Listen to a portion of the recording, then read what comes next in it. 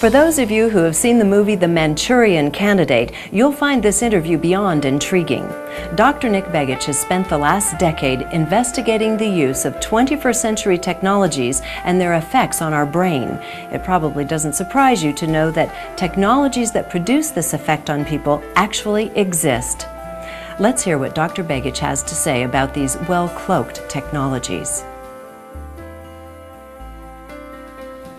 As we've been talking about some of the 21st century technologies, one area that can't be ignored is that our brains are being affected by a lot of external forces, electromagnetic, radio frequencies, etc. Can you give us a little bit of background in the ways in which we're being impacted at this time? Sure. You know, this area is we consider the most controversial area that we've covered in the last 11 years, and it's an area that I'm committing the next 5 years to educate the public around the world on, because I think it is the most important technology.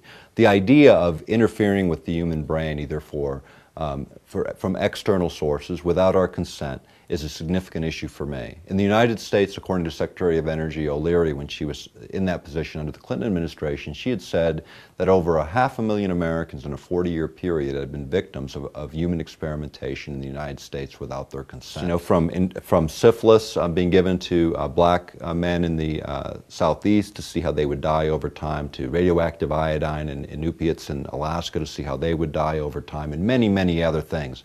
One of the most extraordinary reports came out in the early 70s during a number of congressional hearings, and there was actually a presidential report issued in June of 1975, and it was on CIA abuses within the United States, and it was a report to the president. What was contained in that was a chapter talking about mind manipulation using chemical means and programs, MK Ultra and their associated programs run by the Central Intelligence Agency. And all of these things are referenced in our written work. We have hundreds and hundreds of reference sources. But when you look at what they were doing then, it was primarily chemical means. At least that's what made it into the literature. When you go back even further, if you go back to, say, the Korean era, you know, in that era we had servicemen returning from warfare, and they were exhibiting these very bizarre behaviors. These patriotic young guys were coming back and handing communist leaflets out on street corners, and this is where the term brainwashing was actually coined, was in that era. And so our government began to look, can we, you know, what did they do and can we do it too, became the equation. And so as you look all the way into the 50s and into the early 60s, these technologies were being explored. By the early 60s, we had captured a device. It was actually during the Vietnam era, and we captured a Russian device called the LIDA machine, L-I-D-A, which was actually looked at by a guy named Ross Addy, one of the leading researchers, again, for military. He looked at this, and it was used for putting military prisoners of war into trance-like states using flickering lights and sound and electromagnetic field oscillations so that you would get in a very relaxed state, in a state where they could extract intelligence much more efficiently from you. And that became a whole new review for military technologists in this country, thinking maybe we can use electromagnetic fields to manipulate what's going on in the brain. In 1969, there was a book published called Towards a Psycho-Civilized Society, and this was put together by Jose Delgado, and he had his doctorate in electrophysiology from the University of Madrid from 1950. He came over to Yale University in the mid-60s and began mapping the human brain, stimulating the human brain in primates and bulls and animals, all different kinds of animals, stimulating different parts of the brain to see what parts were responsible for what kinds of actions or cognitive functions and so on. So what he was doing in those days, in the 60s, was he was implanting microcircuits, and then, or not microcircuits, circuits, and stimulating them with RF, radio frequency energy. So one of the illustrations or photographs shows a charging bull coming at him, and he throws the switch and the bull stops right in front of him. Well, by the mid-80s, he figured out you didn't need any implanted technologies. All you needed to know was how to modulate the right frequency. And the energy density, the concentration of energy, was 1/50th of what the Earth naturally produces. Very small energy in the RF range, radio frequency ranges. Now, compare that to what's around us right at the moment. At the moment, there's 200 million times more radio frequency and energy around us in any urban area than there is naturally produced by the Earth. So a huge amount, and out of all that background noise, what he found is by hitting a precise window frequency with very low energy concentrations, you would pick that signal out because it was coherent, not like nature all over the map. It was a coherent rhythmic signal in a very precise frequency. The brain would pick it out, and he could change behavior from lethargic to highly active, back and forth, like switching on and off a light switch. Let me ask a question right here. Is that with a subject that was in, say, a short distance of whatever he was utilizing to affect this particular pulse, or is this at large? Could he do this on, say, larger groups? You could do it on an individual basis or a very large basis. In fact, if you go back to the work of J.F. Gordon MacDonald, he was a geophysicist at UCLA, and he was a science advisor to Lyndon Johnson. He wrote a chapter in a book called Unless Peace Comes, and the chapter was called How to Wreck Your Environment. But within that chapter was a section that said, if we could ever learn how to electronically stroke the ionosphere, this layer that begins about 30 miles above the Earth's surface that's electrically charged, if we could ever figure out how to electronically stroke it, he said, to get it to send a signal back to the Earth, we could affect the behavior of people over huge geographic areas on a hemispheric basis. And it wouldn't affect everyone. It would affect 70 or 80% of the population is what they more or less figured. But this was a technology that didn't exist in 1969. In the early 70s, Zbigniew Brzezinski referenced J.F. Gordon's work and said, you know, this is a technology that will likely emerge. What has happened with a project that I wrote a book on some time ago, Angels Don't Play This Harp, about the HARP project, it was designed to do many things. As a side effect or a deliberate effect, this can happen. You know, I mean, the fact is they generate the right kind of signal in the right range to override brain function. And that you can kind of look at the brain in sort of this way in terms of predominant brain activity. 1 to 4 hertz or pulses or vibrations per second. This is where you are in your deepest states of sleep. The next range, approximately 4 to 7 hertz. This is the theta range, the theta range. This is where you are between awake and asleep, when you're consciously aware of your dreams. This is where little kids are between 3 and 6 years old, why they have trouble distinguishing reality from imagination, because of the way the brain works at that time. A little bit further up you have the alpha range, 7 to say 11, 12 hertz in that range. This is where you are when you're in the zone, when you're doing your art, your reading, your research, when you're really focused. You know, that's where you want to be. And then above that is the beta ranges, where people should be when we're actively having this kind of a dialogue. And then high beta is where you are in your agitated states. If you think about affecting the brain by analogy, similarly to dialing a radio station. You know, when you dial through the radio station, most of the energy is just static. You're static between the stations. When you get on station, you get resonance, harmony between the transmitter and receiver, and you get a nice clear signal. The same is true in the human body and the human brain.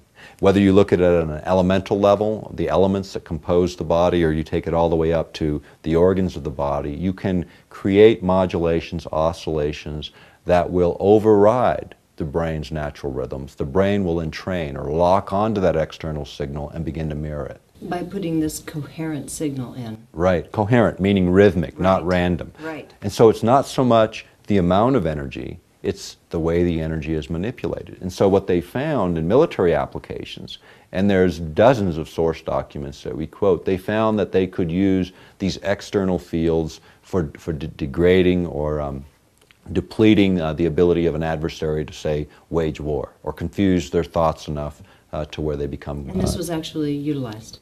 Yeah, these technologies have been around. They've been tested over the years. The question becomes is where and when, and under what classifications. And as we looked at them, and we saw over almost 3 dozen U.S. patents showing the evolution of these technologies cited in our work, this is all material that is in the open literature. When you trace the history, you can go back to, say, the early 80s even, where they began to ask for what's called dosimetry handbooks, dosages of radio frequency necessary to override various parts of the body, whether it be the brain, the heart, the liver, the lungs. By '85, the United States Air Force contracted with the University of Utah and actually put together the radio frequency dosimetry handbook, which is a big, thick volume that lays it out so that you can target the heart, the liver, the lungs, or the brain, or any other organ of the body to debilitate an adversary, or to stop their heart and kill them, for that matter. You know, recently you've seen promoted, in fact, it's been every year for 5 years, they announced it as if it were brand new, this Humvee with a dish on the back of it that's used for riot control purposes. And the story goes it'll create the heat sensation on the surface of the body of about 130 degrees, which it certainly will do if it's ranged correctly. If it's ranged for, say, a half a mile and someone walks 20 feet in front of it, they're going to have a much different experience than 130 degrees on the surface of the skin. But you know, in civil societies, we gave up burning people at the stake a long time ago, and now we have, and now we have a technological application that doesn't create the same stench of flames affecting tissue, but has the same dramatic torturing effect. And this is used for not just foreign adversaries. This was funded also for domestic riot control purposes. And what they didn't tell the public is, by changing the waveform, pulse rate, frequency, or any number of parameters, you can have a much, much different effect. You can affect the brain, the heart, the liver, the lungs. You can do many, many things with the very same device, driven by software and the push of a button. And it's a question of the intent of the operator. But you introduce a new piece of hardware, you have to have the story. And the story for the military is, it's just for heating. And I believe it's a lie, because the technology is there, and they would apply that technology, if not experimentally, as they're doing in the war fronts that we're engaged in today, to see what and how far they can go with these technologies. These same technologies, might this go back even to, say, the days of Royal Rife, when he was using his, quote, energy technologies or frequency technologies to target a particular bacteria or organ in the body and help enhance the health of it? Is this not, perhaps, is this a more sophisticated but potential or version of that, except with negative applications? Absolutely. You know, energy medicine is where the hope lies. You know, this is where the hope is to move from the chemical models to the electromagnetic models. You know, when you think about, you know, that transition, now you hear a little bit of movement because everybody talks about electrochemical models. You know, it's underlying all of the chemistry. And if you look at how the biological sciences evolved, you know, people that had really good training and talent in mathematics tend to go to the physics side of life. People that couldn't quite get the math but were very brilliant tended to move towards chemistry and the life sciences. And they kind of parted the waters there, which was a serious mistake, because all chemical activity has an underlying energetic on the physics level. You can do things here that then create changes in the chemistry. And this is where the disconnect that I think has been, if you look at the papers that have been published in the last 10 years, you see these things coming together as people understand that the underlying energetic exchanges have an impact on molecules and chemicals that then manifest themselves in health maladies. So consequently, if you think about how Westerners approach medicine, we kind of look from the outside in. You know, we look at the physical body, we might do some blood tests, we might do some imaging, but we don't do much more than that. If you think about Eastern medicine, it starts from an energetic level and works outward. Takes a little longer. You know, things like acupuncture that are quite controversial in the past have been quantified. You know, there's a device that we demonstrate that actually where you can actually locate the points by measuring skin resistance differentials on the surface of the skin. You find all the acupuncture points. Well, even HMOs are now supporting payment of acupuncture in some of these. Because it works. Right. And it works profoundly without the chemicals that can damage liver and kidneys and the rest of our physiology. So it's not, the technology itself certainly is not evil. No. It is simply being used in ways that are perhaps not for the highest and best good of all at times. And just to wrap up that element of it, how does one even know if these technologies are being used or if they're being subject to these technologies? You don't. That's the problem. There's no regulation. There's no way to really tell as an individual. You would just assume it was you. You know. Are there some signatures in how you would behave or feel or anything like that? Well, I mean, you'd feel obviously out of character, but again, you know, people go through periods where they do that. You know, you might feel confused. Some people would probably think they were losing mental faculties. You know, that it was you know, themselves. Nobody, very few, would ever suggest that it's something else. Now, we hear from people all the time that assert that military is doing this to them, and most of those folks are having other problems. But I am sure that just based on the fact that our government's history in this area, and them being caught a number of times in this area, you know, those experiments go on. And the fact is, if it doesn't happen within the boundaries of the United States, it happens somewhere else. where they feel the Constitution doesn't apply. So is it a blurry line between experimenting on, you said, 500,000 people over the course of the last few decades, and who might have been involved in the military or something, feeling they had an empirical right because these were employees of sorts or groups that they felt they had an advantage over? Isn't it a fuzzy line to determining who else is going to be subject to it? Oh, ultimately, ultimately when you start looking at all these technologies, who are the targets? The targets are obviously declared adversaries. But when you think about it, and again, going back to this kind of technology evolving, the temptation of political leaders is to get their views across, to get their issues pushed forward, not because they don't believe in them, quite the contrary. They believe vigorously in them. Would they use technology? I think so. Zbigniew Brzezinski thinks so, and he's said so. The fact is, when you think about the invasiveness of this technology, think about the basic values Americans hold in common. Think about the very First Amendment. Freedom of speech, assembly, religion are all predicated on one idea: freedom to think. The fact that we have technologies that can interfere with that today demands regulation as a fundamental to the American character. Let's take it a step further. These technologies can also be used in a positive way to enhance our brain's functioning, and let's look at some of the positive applications. This is the most important, absolutely. And in the fact that the government withholds so much data that could be useful to the life sciences has not stopped advances from being made. A good example is neurobiofeedback or brain biofeedback used for treating ADD, attention deficit disorder children, hyperactive kids as well, stroke victims, addictive behaviors. And what they use is an 8 or 16 channel EEG, so they have it's kind of messy, gooey stuff all over your head. Well, they got new ones now. They're nice little helmets that you can wear. And you look at a computer screen, and in real time you might see, like for a little kid, a bouncing ball or a guy running a foot race. And the idea is to get the guy to win the race. And what they're really doing is training their own brains to fall into that range, that ideal range of learning. And so what happens, in Minneapolis School District they did this with a charter school. And they took all the kids in there, they were all on Ritalin and other psychoactive drugs. They went through 30 to 40 one-hour sessions of this kind of training, put the hardware aside, and they were off. 80% of the kids were off of those drugs. By the end of the first year, integrated back into regular ed programs. You can't say enough about what that did for those children, but think about it from everyone's standpoint. It costs 2 or 3 or 4 times more per year, every year, to educate those kids otherwise in special education programs. If you can avoid that, this is a tremendous step in the right direction, and it's just one.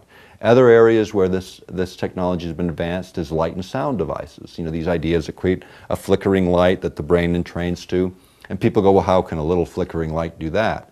Do you remember a few years ago in Japan when 700 kids went to the hospital with epileptic seizures from watching a cartoon? Now, it wasn't the energy concentration, because it's quite light. I mean, you put your hand up next to a color television set, you feel static.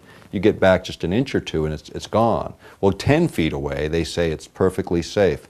It was the flicker rate, the frequency, that window frequency of coherent energy that was sufficient to cause that chemical cascade in those 700 kids that led to epileptic seizures. Now, flickering light has been shown to do many things in terms of entrainment, but you can entrain to levels that get you into those deep states of meditative states. You can entrain for relaxation, for sleep. You can entrain to energize when you're a little bit lethargic, or you can entrain for specific learning applications. And so these technologies are out there. When you think about electromedicine as a concept, electroacupuncture, electrolaser acupuncture has been developed and licensed in Europe, meeting challenges in Finland all the way to the highest court. A good friend of mine, Reiho Michaela, before he passed away, took on that challenge. He treated 16,000 people with a method of electrolaser acupuncture. He was challenged by the medical authorities in Finland all the way to their high courts, and he won. There are 15 trained clinicians there providing this technology and expanding it. These are the things that really offer not the Pandora's box of the military, but the real hope for many, many people. When you think about stroke victims' recovery and being able to get back some of those faculties, I mean, all of us have met people or known people who've lived any length at all that could use this technology, and the fact is, it's not in the mainstream. Only a few school districts, after being around for now 20 years, some of this stuff are integrating it. Some of the medicine that you're seeing now in terms of acupuncture moving into some of these other areas is just now starting to get into the mainstream, although it's been around now for a couple of decades. It takes time The biggest loss, the biggest criminal element is the idea that all the millions, all the billions that we spend in military research is withheld from the public for the health advantages that might be offered by the understanding of these types of technologies. And sound technology, you were talking about flickering lights. There are incredible advancements in sound technology, and one that I've had a little bit of exposure to that I think is just fabulous and simple is the HemiSync. Yeah, HemiSync was developed by Bob Monroe, and it's one of those technologies we were pretty excited about, and we've been excited about for a long time. And what it creates is whole brain coherence, where the whole brain actually resonates to that input signal. And here's the thing about hearing, for using sound, it's a little tough because to get those low frequency, extremely low frequency signals, we don't hear that low. So what Monroe figured out is that by sending a signal in, say, one ear at, say, 16,000 hertz or vibrations per second, and one in at, say, 16,007, they cancel and leaves a beat frequency of 7 that the brain locks onto, and as it locks onto it, both hemispheres' energy distribution is about even. In other words, if you looked at it, just a normal brain activity, you'd see usually a lot of energy concentrated in one area of the brain on one side and the other kind of dead, or vice versa. And there's this big argument, right brain, left brain, one's creative, one's analytical, and which is more important. They're both important and meant to work together. What HemiSync does is create that entrainment of both hemispheres where they both are working together, and then they have specific CDs that are designed to affect different things. So whether it's behavior modification, they use in some cases just straight tones. Other cases they use tones with suggestion. And the difference is their suggestions are audible. You can hear them all. They're not like subliminals, which can be quite dangerous. And the reason subliminals can be dangerous is word symbols are very, very powerful. If I say dog, for instance, some people feel real good about it. Others get gripped with fear because of experiences they've had with animals. So when you listen to subliminals and you don't know what's being said, remember these are bypassing the conscious. So if they conflict with your value system, conflicts in value systems at the subconscious level is the root of many forms of psychosis.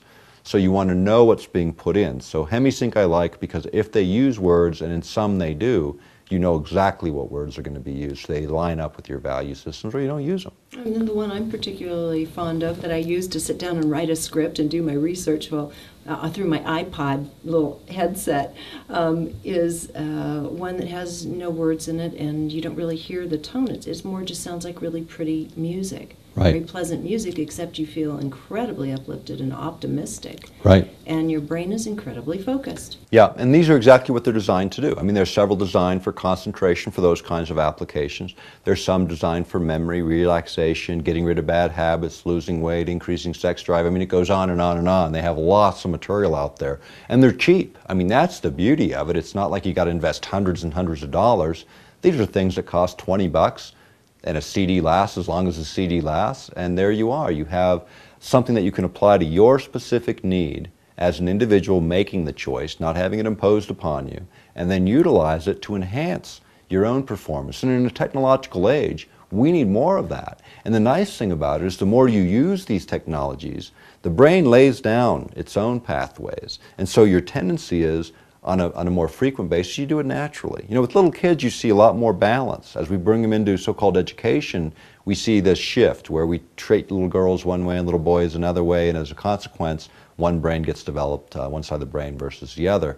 Today, a little less of that because we kind of mess them up equally nowadays. But the point is, by the end of high school, there's very little brain coherence with both hemispheres working together. Very rarely do you see that. And this is something that we need more of, things that could be easily integrated into public education, but could most certainly be integrated privately. The thing about public education that's extremely important is as technologies evolve, the way this is headed, in the direction in which military sees it going, is you'll be actually able to transfer full memory sets. They believe they're going to be able to model the brain in the next 10 to 15 years, where if you want to learn a language, instead of spending years doing it, you could download that language and have it in a few hours. Now that is not science fiction today. I mean, that is the leading directions of many researchers today. How does that change the educational system? Very important, because remember, education in the United States is compulsory, required in most states until you're 16. Parents don't set the curriculum. Government does. For learning language, which is kind of neutral, that's one thing. Or mathematics, which is kind of neutral. What about social studies? You know, what about social values? What's normal? What's right? What's wrong? Who's going to decide that? And the problem is, as these systems evolve in an environment of compulsory education, you don't get a choice. You get a scripted menu of someone else's system. And is that appropriate? Who should set values for children? Parents or governmental agencies? I don't care whether you're a liberal or a conservative, everyone agrees it's parents. And those that don't are sorely, sorely mistaken. The fact of the matter is, as the technologies evolve, we need more choice in education for parents to exercise where their kids eventually get their downloads. And it's going to be this generation that decides. And that means that we have to begin to educate ourselves as the technologies evolve, not once they arrive.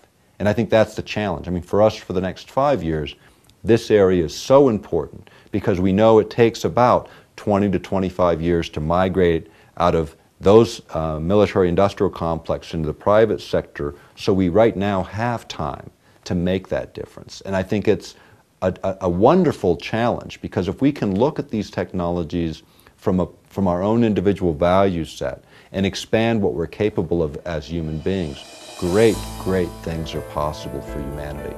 We were designed to use the whole brain. Now we have technologies that can help us get there, and we should do that.